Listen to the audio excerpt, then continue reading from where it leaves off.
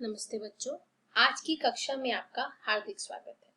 इस वीडियो से पूर्व मैं आपको प्रेमघन की छाया स्मृति निबंध का आधा भाग समझा चुकी हूँ। आज हम आगे का पाठ समझेंगे, तो आइए पढ़ते हैं और पाठ को समझते हैं। चौधरी साहब से तो अब अच्छी तरह परिचय हो गया होगा, यानी इससे पहले जितनी भी चीजें आपको चौधरी यानी प्रेमघन जी के बारे में, तो आपको क्या है उनके बारे में या उनके व्यक्तित्व के बारे में अच्छे से पता चल गया होगा। अब उनके यहाँ मेरा जाना एक लेखक की हैसियत से होता था। हम लोग उन्हें एक पुरानी चीज समझा करते थे। इस पुरातत्व की दृष्टि में प्रेम और कौतूहल का एक अद्भुत मिश्रण रहता था। अर्थात वो कह रहे हैं कि लेखक के अनुसार अब वह चौधरी साहब के घर लेखक जो हैं वो अपने रौब से ही आने जाने लगे हैं, यानी उनको कोई दिक्कत नहीं है, वह आराम से क्या है उनके पास आते जाते हैं और उनसे मिला करते हैं। यहाँ पर यह कह देना आवश्यक है कि चौधरी साहब एक खासे हिंदुस्तानी रईस थे, यानी अच्छे खासे धनवान थे। वे वसंत पंचमी, होली इत्यादि अवसरों पर उनके यहाँ खूब नाच रंग और उत्सव हुआ करते थे, अर्थात उनमें विशिष्टता थी। वसंत पंचमी हो या होली हो, इन सभी अवसरों पर उनके यहाँ खूब नाच गाना होता था। यहाँ समारोह मनाया जाता था।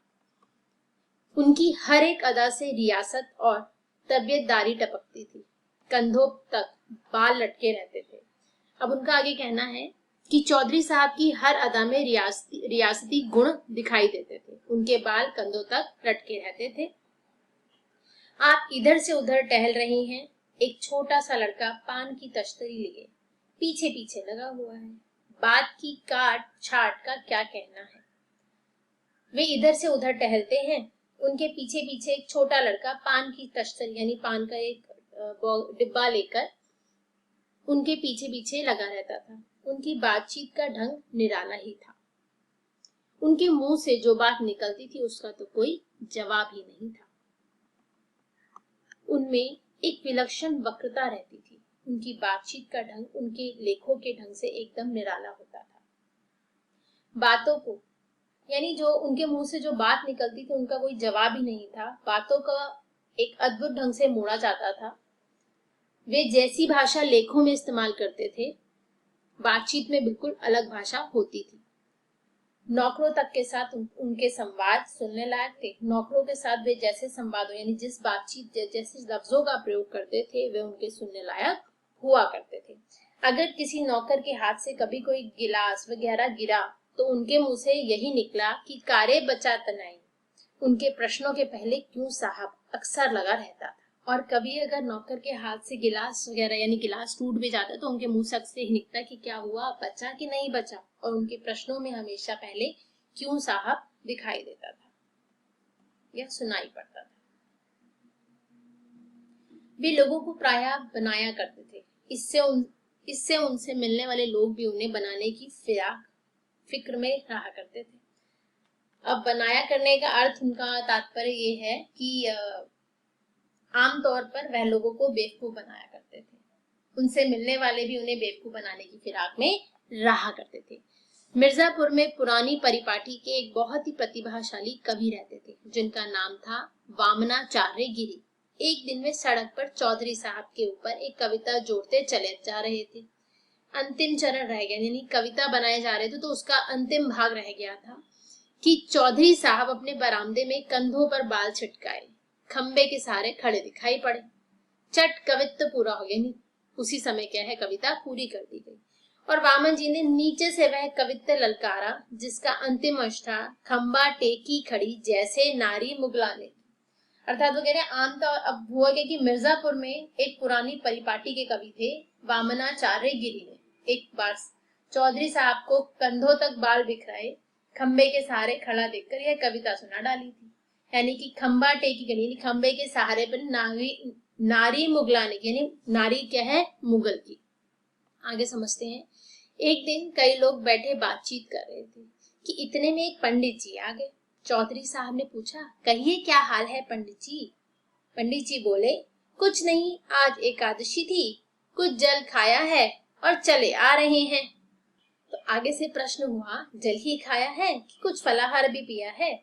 एक दिन चौधरी साहब के एक पड़ोसी उनके यहाँ पहुंचे।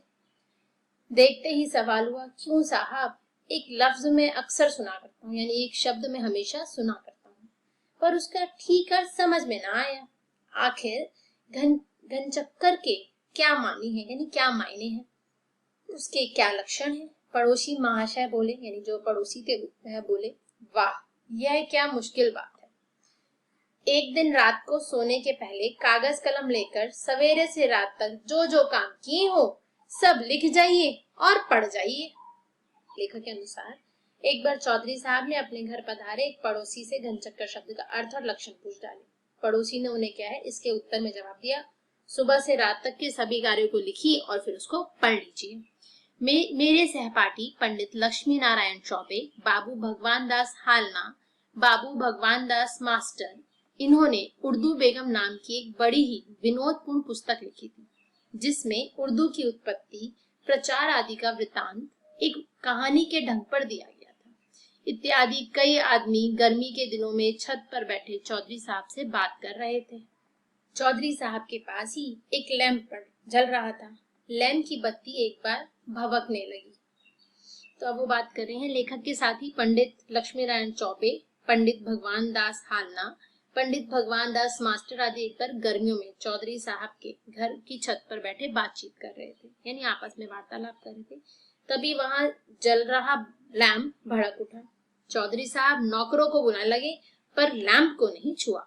यहाँ पर यानी जैसे बताया गया है कि लैंप की बत्ती एक बार भड़क लगी और चौधरी साहब नौकरों को आवाज देने लगे। मैंने चाहा कि बढ़कर बत्ती नीचे गिरा दूं, पर लक्ष्मी नारायण ने तमाशा देखने के विचार से मुझे धीरे से रोक लिया।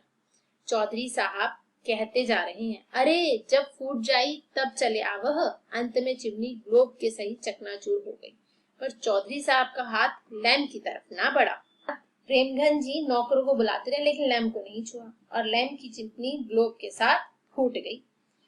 उपाध्याय जी नागरी को भाषा मानते थे और बराबर नागरी भाषा लिखा करते थे।